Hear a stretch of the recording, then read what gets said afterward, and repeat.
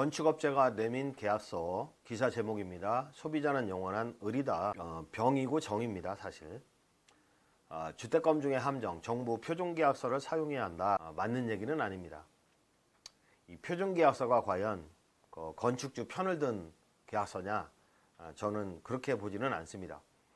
국토교통부가 고시하고 국토교통부 홈페이지에서 다운을 받을 수 있는 표준계약서, 과연 건축주 입장에서 특약을 정해놓은 거냐? 저는 그렇게 생각하지는 않습니다. 여기에 도장을 찍는 순간 가불이 바뀌는 경우가 대부분이니까 피해 건축주들 모여 업체 상대로 고소해야 유리하다. 건축 지식이 없는 개인 건축주는 건축회사를 믿고 멋진 집이 지어질 것을 기대하지만 막상 공사가 시작되면 건축주는 갑이 아닌 을로 뒤바뀐다. 거의 그렇죠. 주택건축은 설계, 기초공사, 골조공사, 외장공사, 내정공사 순으로 진행된다. 설계는 인허가를 포함해 약 3개월, 건축은 규모와 방식에 따라 단독주택 같은 경우는 3에서 6개월 정도 소요된다. 건축주는 공사에 따라 건축비를 업체에 지급한다. 지불 조건은 계약서에 명시하는데 건축주는 계약 내용에 따라 대금을 지급해야 한다. 제때 지급하지 못하면 공사는 중단된다. 돈이 있어야 공사니까. 근데 오바지급에서 문제죠. 계약서는 업체가 제시하는 경우가 많고 대부분 국토교통부의 건축공사 표준계약서를 통해 계약이 이루어지지만 일부 업체는 자신들이 만든 계약서에 서명하도록 유도한다. 자신들이 만든 계약서 이름만 대면 아는 업체들인데 거기에서 사용하는 계약서를 보니까 딸랑 서너 장으로 되어 있고 추가 공사비도 요구할 수 있게 되었고 공사 기간도 연장할 수 있게 되어 있고 지네들은 책임 안 지는 거로 써 있더라고요. 이거를 믿고 도장을 찍는 경우도 많죠. 일반인들은 건축을 모르니까. 그리고 표준계약서를 쓴다 하더라도 그냥 일반인들은 거기에 도장을 찍는 순간 가불이 바뀌는 경우가 대부분입니다. 이게 현실입니다. 계약서에는 건축주가 갑으로 표기되어 있지만 서명하는 순간 자신도 모르게 을이 돼버린다. 한 건축회사의 건축공사 계약서에는 계약금 10%, 착공 미팅 시 40%, 공사하기도 전에 50% 주죠. 골조 완료 시 40%. 그러면 공정률이 20%밖에 안 되는데 90%가 나가는 거죠. 완공 시 10% 순으로 지불 방식이 명시되어 있다. 공사를 착공하기 전에 전체 건축비의 50%를 지급하는 구조다. 예를 들어 3억 원의 주택을 짓는다고 가정하면 업체는 삽도 뜨기 전에 1억 5천만 원을 확보하게 된다. 다 다른 데 쓰는 거죠. 또 골조가 완성되면 건축주는 계약에 따라 40%를 추가로 지급한다. 보통 골조가 완성되면 전체 공정률의 50%가 진행된 것으로 보는데 잘못된 기사입니다. 20% 미만입니다. 또는 90%가 넘어가는 셈이다. 공사가 멈추면 그 피해는 고스란히 건축주에게 돌아간다. 오바 지급하든 돌려달라. 돌려줍니까? 안 돌려주잖아요. 계속 끌려다니는 거죠. 건축주가 항의해도 업체는 버티면 그만이다. 공사가 중단된 현장의 건축주들은 다른 업체를 선정해 남은 공사를 진행한다는 거죠. 한 2년 동안 1년 동안 현장이 중단된 거죠. 공사비의 90%는 나간 거죠. 그래서 다시 돈을 구해서 다른 업체에 부탁을 하죠. 근데 다른 업체는 더 큰 사기꾼이죠. 또 다른 업체에 부탁하죠. 어렵게 준공을 내게 되면 공사비 2배 이상 들어가는 거는 문제도 아니죠. 보통 보면은 건축주들이 처음에 시공할 때 엄청나게 깎으려고 하죠. A 업체는 뭐 평당 530에 해드리겠습니다. B 업체는 평당 500에 해드리겠습니다. 그러면 B 업체하고 계약을 하죠. 30만 원 차이 때문에. 돈으로 업체를 결정하면 안 됩니다. 돈으로 업체를 결정하면 안 되고 업체 자체를 검증해야 되는 거죠. 결국에는요 평당 1,000만 원 들어갑니다. 준공을 내려면.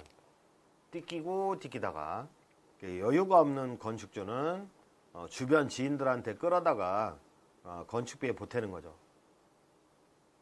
평당 500 예상했는데 1000만 원씩 들어가니까 어쩔 겁니까? 추가 비용 부담으로 최초 계약금보다 약 40%더 주고 집을 짓는다 하는데 2배 더 주고 집 짓는 경우도 대부분이다. 설명드린 거지만 공사비 10억 규모의 공사에서 골조 공사비가 차지하는 비용은 20% 미만이고, 그럼에도 불구하고 은행 대출 담당자들은 기정평가 제대로 하지 않고 건축사를 동원해서 평가하죠.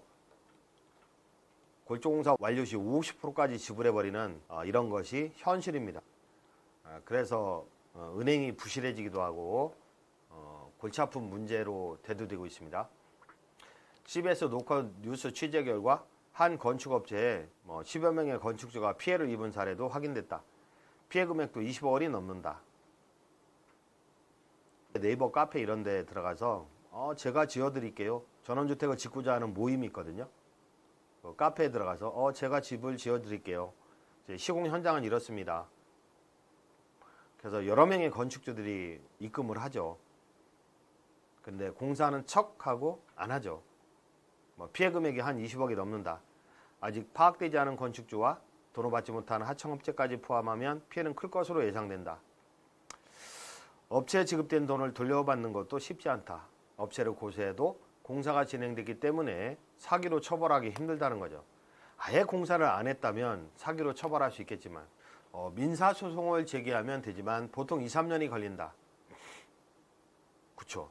1심, 2심, 3심. 또 변호사 비용은 또 신급별로 받는 거죠. 인치세 등도 그렇고 몇 천만 원이 들어가는 거죠. 소송 비용만. 법적 소송에 들어가는 비용도 만만치 않다. 자칫 소송 과정에서 업체가 파산하면 돈을 돌려받지 못한다.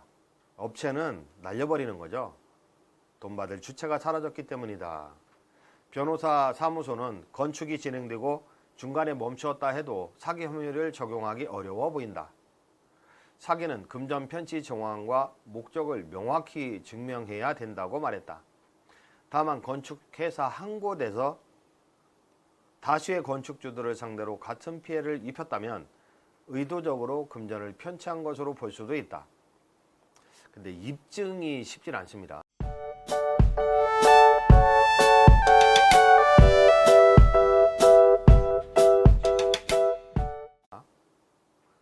그리고 건축 박람회 등 부실업체가 만연해 있고 표준계약서를 사용해야 된다. 근데 표준계약서도 건축주 편의 입장에선 계약서는 아니다. 저는 이렇게 보고 있습니다. 공사 중단으로 피해를 입은 건축주 대부분이 검색이나 건축박람회에 참가한 건축회사와 계약을 한 것으로 파악이 됐다.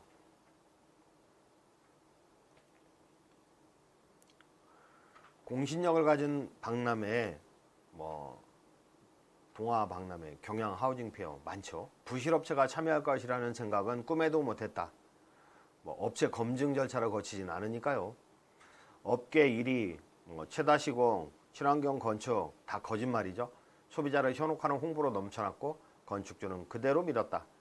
그러나 막상 박람회에 참여한 업체와 계약, 공사를 진행해 피해를 입게 되면 박람회를 주최한 주관사는 아무런 책임을 지지 않았다. 부실 업체인지 제대로 검증하지 않고 돈만 받고 자리를 빌려주는 구조이기 때문이다. 돈 버는데 목적이 있는 거죠. 건축 박람회의 공신력이 의심되는 대목이다. 돈은 돈대로 날리고 고생은 고생대로 하면서 2중, 3중 고통을 겪는 건축 피해를 예방하기 위해서는 우선 계약서부터 꼼꼼히 살피는 것이 중요하다. 건축계약을 체결할 경우 업체가 보기 좋게 제작한 계약서는 피하고 뒤도록 국토교통부가 작성해서 고시한 건축공사 표준계약서를 사용해야 한다? 이것도 문제가 많습니다. 도장 찍는 순간 가불이 바뀌니까.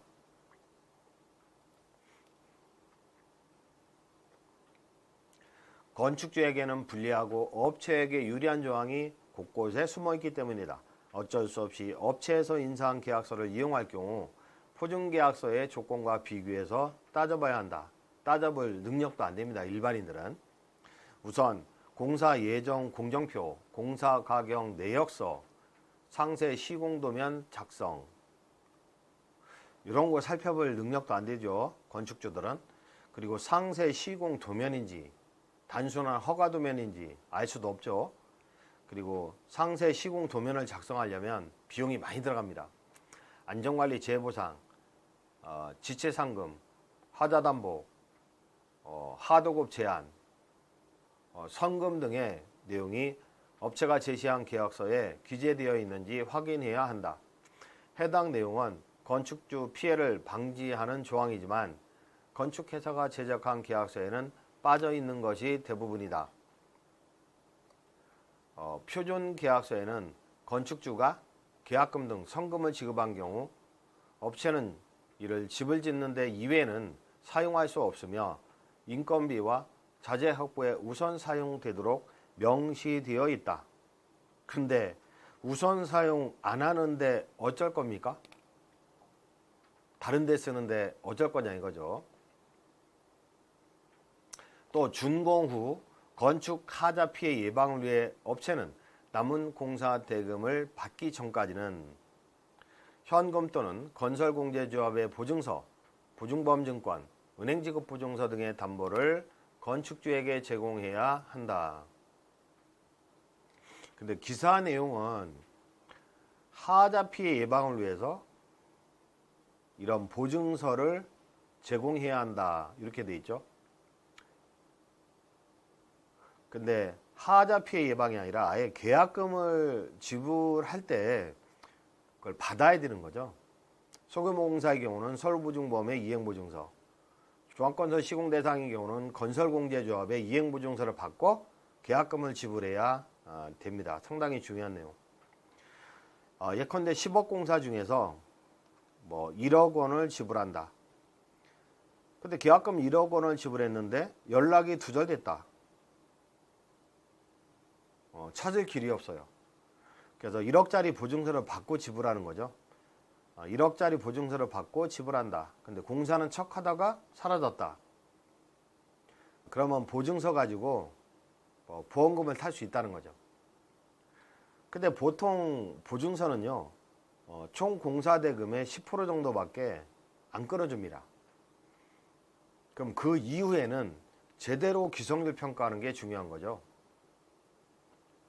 기사 내용 보면 특히 업체가 준공기간 내 공사를 완료하지 못하면 건축주는 전체 공사비에 지체 일수, 지체상금료를 곱한 지체상금을 업체에 청구해 받을 수 있다.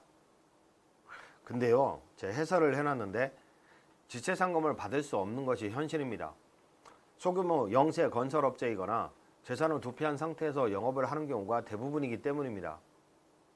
승소 판결을 받아도 받을 수 없는 거죠. 그래서 결국에는 기성률 평가를 정확히 한 후에 기성률 미만으로 지불해야 되고요.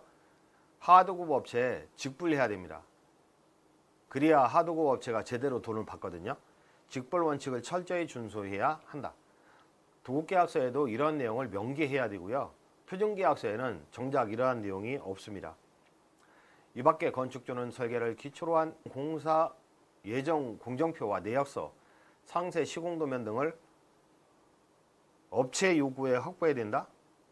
건설업체가 상세 시공도면 만드는 거 아니거든요. 설계사무소가 하는 거지. 분쟁이 발생하면 이를 토대로 모든 기책 사유를 따지기 때문이다. 정확한 기사 내용은 아닌 것으로 보이고